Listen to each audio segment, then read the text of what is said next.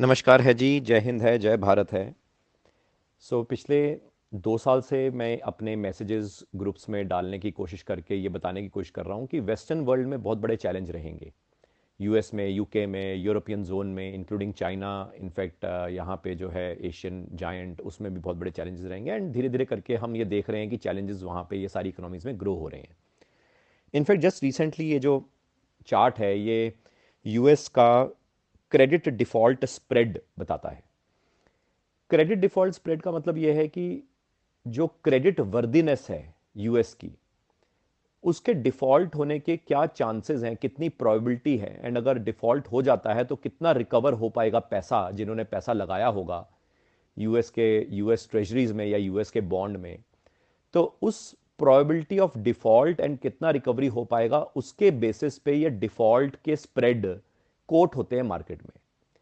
Last year मेरे को याद है मई 2023 में हमने एक वेबिनार किया था एंड उसमें जिक्र किया था कि उस टाइम पे 170 बेसिस पॉइंट्स के ऊपर चल रहा था यूएस का क्रेडिट डिफॉल्ट स्प्रेड। एंड उस टाइम पे यूएस का जो डेट था, जो लोन यूएस लोन पे चल रहा है, बिकॉज यूएस का जो अपना बजट है वो डेफिसिट में चल रहा है, डेफिसिट बढ़ता जा रहा है पिछले कई सालों से।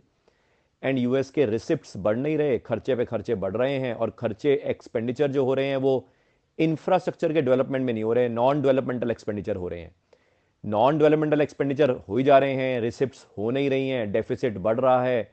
तो उस सारे चक्कर के कारण एक तरह से लोन पे लोन लेना था यूएस ने, और यूएस को कोई लोन देके राजी नहीं था, यानी कि यूएस की जो ट्रेजरीज है उसको कोई खरीद के राजी नहीं था, जिसके कारण यूएस में शटडाउन का माहौल पैदा हो गया था। एंड ये पिछले कुछ सालों से शटडाउन शटडाउन की बातें हम पिछले 10-12 सालों से जरूर सुन रहे होंगे, जब से 2008 का ग्रेट फाइनेंशियल क्राइसिस पैदा हुआ है।